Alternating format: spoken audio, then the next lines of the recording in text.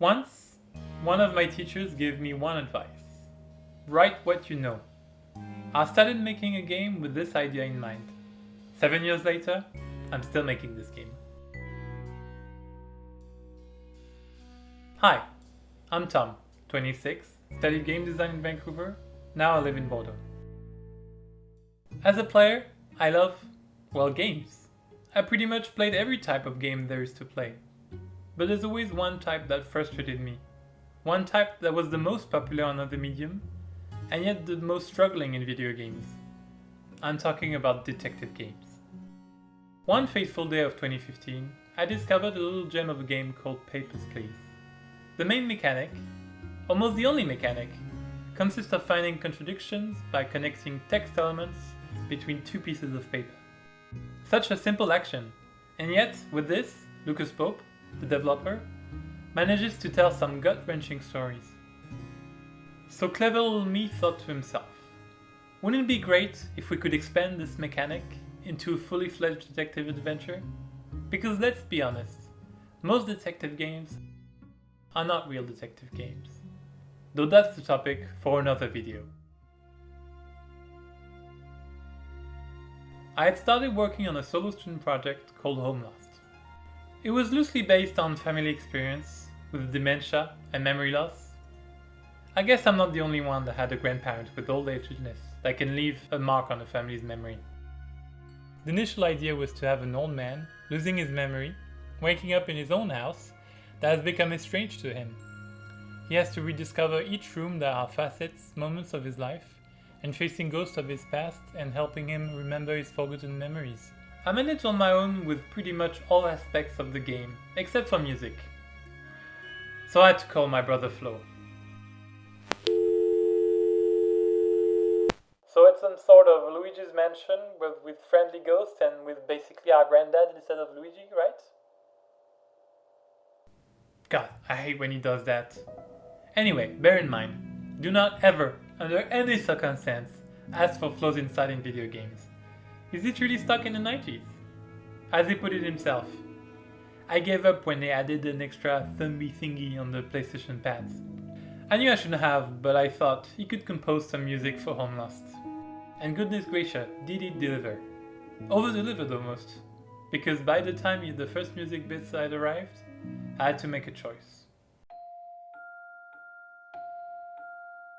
So I was in my last student year, working on 2 projects at the same time.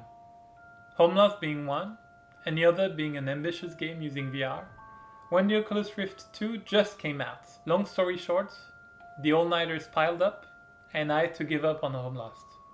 And that's when it became a real brothers thing. Because turns out, Flo really enjoyed composing some music for Home Lost, and wasn't too happy when he realized that what he composed might never really be used. So he did what he's best at. Pestering. We shipped the VR game on Steam, he pestered me.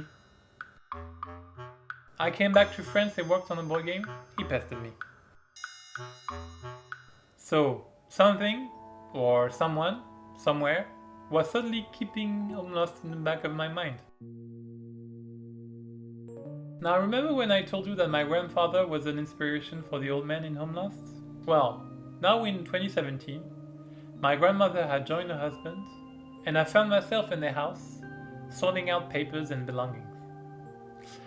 Don't know if you had the occasion, but it's something to see the life of people you knew, laid out in the form of letters, pictures, archives. You almost feel like a peeping Tom. And what I didn't tell you is that my grandmother had a thing for secrets. She was born in New York in 1921 to a Scottish father and a French mother. She came back to the UK before the war and joined the British Navy. We have photos of her during the war, and she liked reminiscing about those days. But she kept some things for herself. People from her generation, the silent generation, are like this. They lived through hard times, stepped up to the occasion, and most of them came back to their normal life to found a family and get on with living. While running through stuff, files, boxes of belongings, I began to feel, like a real detective. Having to go through a ton of seemingly unrelated stuff and trying to make some sense out of it. When I started working on my first solo project, I couldn't guess that my personal life would hit me back and compel me to go back to Home Lost. So, after years of mental torture by my brother, I could phone him and tell him that Home Lost was rising from the dead. But I also told him that I was reworking the whole game from the ground up, so all the music he had composed might not be used anymore.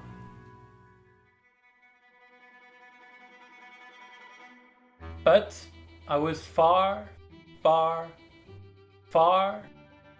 from being the last version of this game.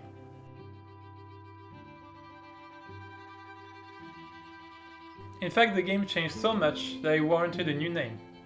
Exit Home Lost and welcome Chronique des Silencieux. Over the course of our next videos, we'll be showing you the different aspects of the game and what went into making them. Hope you liked this first video. Let us know in the comments and please subscribe if you'd like to see more. Our Steam page should be up by the time you see this, so feel free to take a look and wishlist/follow, links in the description. Thank you so much, and until next time.